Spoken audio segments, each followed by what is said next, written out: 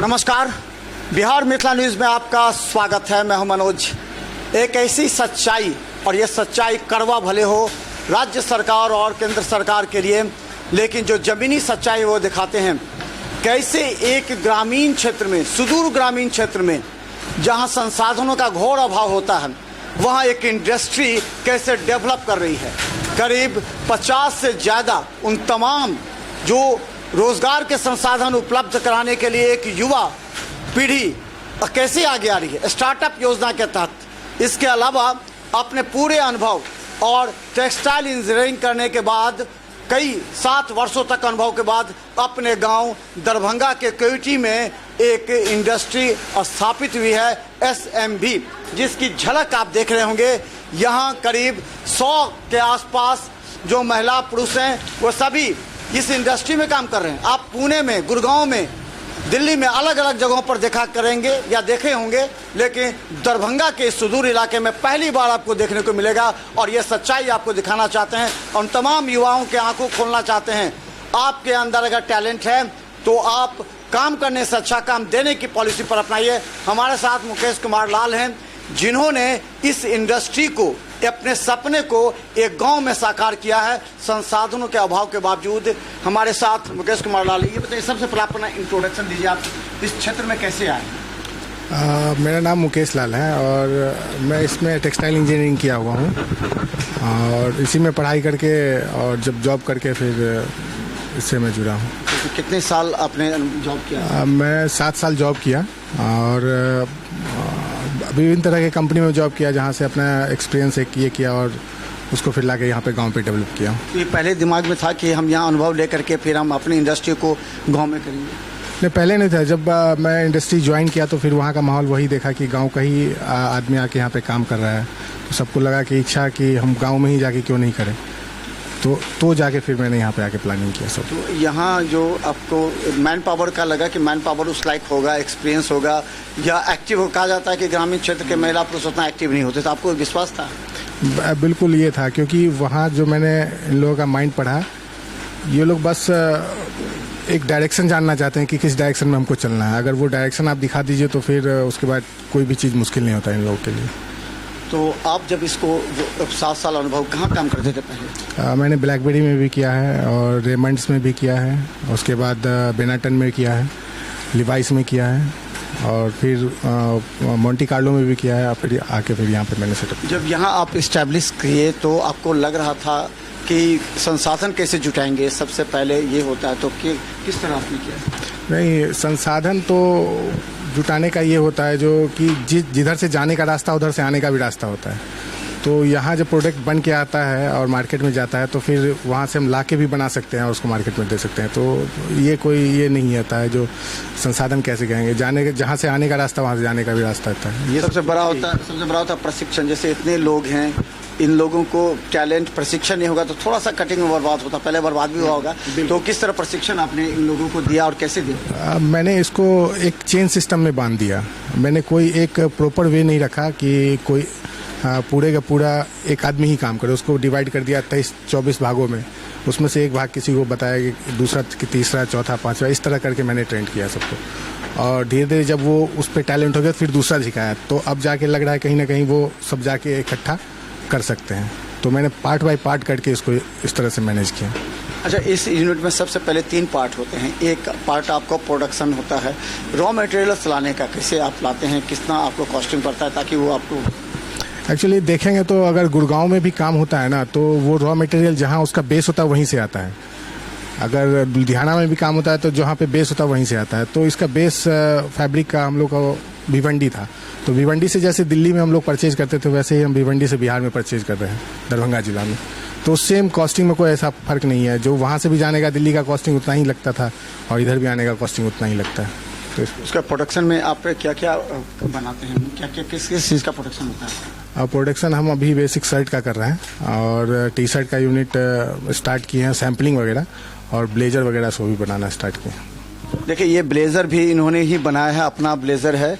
और ये देखिए कि सबसे बड़ी बात है कि ग्रामीण क्षेत्र में इस तरह का कंसेप्ट आप लाए हैं, इसके पीछे कोई कारण होगा या फिर कैसे आपको किसने इनकरेज किया? क्योंकि बहुत बड़ा दांव हुआ, क्योंकि बिजनेस स्टार्ट करना और कहीं जॉब में इस्टेब्लिश होना, तो किस तरह? नहीं, एक्चुअली क्या था कि यहाँ बेस तो आदमी का जहाँ जुड़ा होता है वहीं से बेस होता है। तो जहाँ जिस तरह का माहौल बनाया जा सकता है वहाँ बन जाता है, केवल वहीं डेवलप करना होता है।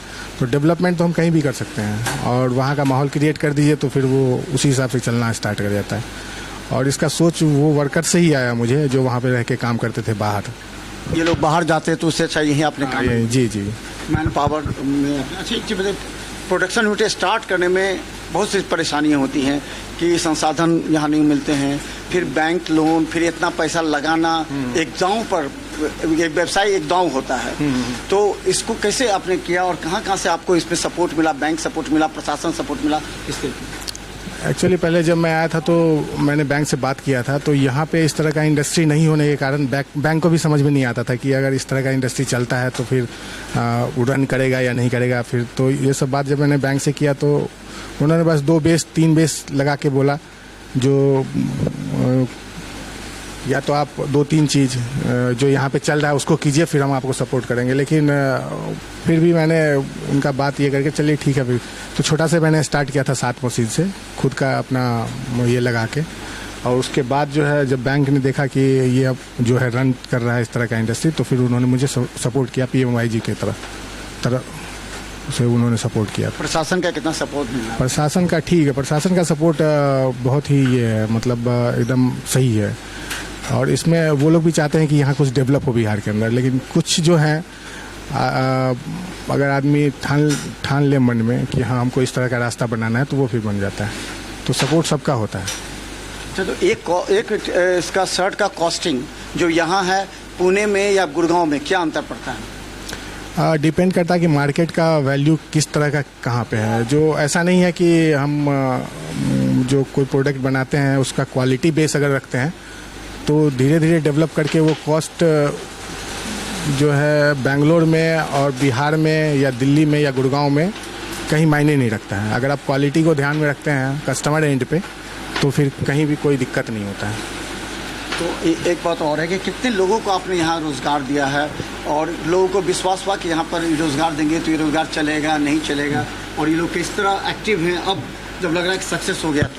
तो अभी तो जैसे शुरुआत में स्टार्ट मैंने किया था तो सबसे पहले इंडस्ट्री नहीं होने के कारण लोगों को समझ में नहीं आता था कि टाइमिंग क्या होना चाहिए, किस तरह से काम होगा। तो धीरे धीरे जब डेवलप किए तो अब ये लोग भी हैं, मतलब एकदम कंप्लीट जो कहते हैं एक इंडस्ट्री को चलाने के लिए जो वर्कर्स काम करते हैं वो ये लोग बन के हुए हैं और यही लोग इनको रन कर रहे हैं। अच्छा, मार्केटिंग का क्या पॉलिसी होता है? क्योंकि एक अलग विंग होता है मार्केटिंग पॉलिसी। तो मार्केटिंग पॉलिसी को कितने शॉप में, कितने आप जगह मॉल्स में या अलग अलग डिस्ट्रिक्ट में या स्टेट में कहाँ भेजते हैं? मार्केट टीम का मैंने एक अलग मार्केटिंग टीम एक अलग मैंने डेवलप किया हुआ है। उसमें जो है बिहार में दरभंगा, मधुबनी, पटना ये सब के लिए। तो इसमें ये लोग जाते हैं अपना सैंपल लेके और सैंपल लेके जो है लोगों को दिखाते हैं, दुकानदार को, मॉल वगैरह को दिखाते हैं। तो फिर वो लोग जो क्वालिटी देख के और कॉस्टिंग देख के उन लोग ऑर्डर देते हैं।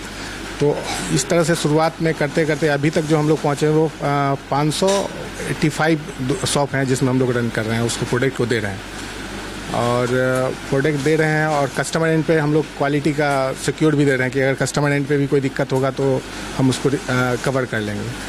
जो जिसका बेस कारण ये है कि इंडस्ट्री यहीं होने के कारण हम लोग जो लोकल में करते हैं तो फिर कोई दिक्कत नहीं होता। कुछ भी प्रॉब्लम होता है तो तुरंत उसका 24 आवर के या 1 वीक के अंदर हम लोग उसका ट्रांसपोर्टेशन का क्या सुविधा है आपका? ट्रांसपोर्टेशन किस तरह करते हैं? ट्रांसपोर्टेशन हम एक अपना खुद का रखे हुए हैं गाड़ी, और जैसे पुणे वगैरह ये सब भेजते हैं तो वहाँ के लिए गति से हम लोग ने टाइप किया हुआ है जो पिक एंड ड्रॉप करते हैं। मतलब यहाँ से फैक्ट्री से उसको उठाते हैं और फिर वहाँ जाके उसको रखते हैं। अच्छा, अब एक अंतिम सर, ये ट्रांजैक्शन कितने का मंथली हो रहा? अब जो आपने 2016 में प्रारंभ किया था इसको और 2016 बीच में कोरोना संक्रमण से दौरान जूझना पड़ा, उस समय क्या आपका मनोबल गिरा कि देखिए इतना मेहनत से हमने स्टार्टअप किया, फिर अचानक कोरोना आ गया और फिर सारा कुछ बैठ सा गया? तो क्या लगा आपका, नुकसान भी हुआ उसमें? नुकसान तो ऐसा नहीं हुआ, क्योंकि हम लोगों को एक यहाँ इंडस्ट्री रहने के कारण हम लोगों को एक वर्क मिल गया मास्क बनाने का, जो गवर्नमेंट के थ्रू था, तो वो भी एक हम लोगों को सपोर्ट मिल गया। और यहाँ के लोकल में भी सबको मास्क अवेलेबल करवा पाए हम लोग, तो उसमें मास्क का हम लोग जो है काम किए। और यहाँ इंडस्ट्री रहने के कारण ही काम हुआ, अगर नहीं रहता तो फिर मुश्किल था कि हम लोग लाखों पीस मास्क बना के फिर गवर्नमेंट को दिए, सब जगह सप्लाई करवाएं। पेमेंट मिला? हाँ, पेमेंट मिल गया, पेमेंट का कोई। अच्छा, ट्रांजैक्शन कितना का अभी हो रहा है? अभी शुरुआत में तो वैसे ही हम लोग 3 साल तक तो एक ब्रेक इवन पॉइंट पे चलते थे, लेकिन अब जो ट्रांजैक्शन चल रहा है वो 20-22 लाख के पर मंथ के हिसाब से चल रहा है। आप सेटिस्फाइड हैं? एक युवा को सेटिस्फाइड होना बहुत जरूरी है, क्योंकि स्टार्टअप योजना, गवर्नमेंट भी स्टार्टअप योजना की तरफ आपको सपोर्ट मिल रहा है? बिल्कुल, जब मैंने इसको इस्टेब्लिश किया तो बैंक ने भी मुझे सपोर्ट किया है, PMYGP की तरह। उन्होंने कहा इसको आप डेवलप कीजिए और इसको बढ़ाइए। और इस दौरान मैंने 3-4 साल के दौरान मैंने 3 फैक्ट्री और दूसरे को भी प्रोत्साहन किया कि आप खोलिए इसको, तो वो लोग भी खोल के अब रन कर रहे हैं, छोटा सा यूनिट डाल के, तो उसमें भी वर्कर सब काम करते हैं और धीरे धीरे ये डेवलप होगा। और रहा जहाँ तक इंक्रीज की बात, तो ये समझिए पहले से भी था, अब तो और डबल हो चुका है। मुकेश लाल है हमारे साथ, और हम आपको बता दें, जरा एक नज़र दिखाइए तमाम जो कार्यकर्ता हैं जिन्होंने इस संस्था को इस संस्था को मजबूती प्रदान की है और एक विश्वास पैदा किया है कि मेट्रोपॉलिटन सिटी में ही नहीं बल्कि किसी सुदूर गांव में जहां संसाधनों का पूरा अभाव होता है, उस संसाधनों के अभाव के बीच ये लोग एक नया मिसाल कायम कर रहे हैं, जो कि पूरे देश को संदेश दे रहा है कि अगर आपके अंदर काबिलियत है, अगर आपके अंदर अनुभव है, अगर आपके अंदर किसी चीज को करने की एक मनोबल और शक्ति है, तो आप, कहा जाता है, कीचड़ में भी कमल खिल सकता है। यही मुकेश लाल ने दिखलाया है और इससे हजारों युवाओं को सीख लेने की आवश्यकता है। आप लोग और सरकार बेरोजगारी मुद्दा उठाते हैं, लेकिन जिसके अंदर एक जज्बा होता है वो बेरोजगारी का मुद्दा नहीं उठाते, बल्कि बेरोजगार दूर करने का प्रयास करते हैं, जो कोयटी जैसे क्षेत्र में इन्होंने एक मिसाल कायम करते हुए लोगों को एक सच्ची राह दिखाई है। जरूरत है जिला प्रशासन के साथ राज्य सरकार को इसमें मदद करने की, ताकि मुकेश लाल जैसे हजारों युवाओं के मनोबल को बढ़ाया जा सके और इससे भारत का जो एक स्टार्टअप योजना है तो उसको ज़्यादा सफलता मिल सके। लगातार हम आपको दिखाएंगे, क्योंकि इस तरह के कार्यक्रम से हजारों युवाओं में प्रेरणा जगती है। देखते रहिए बिहार मित्र न्यूज़, यूट्यूब में भी सब्सक्राइब करें। धन्यवाद।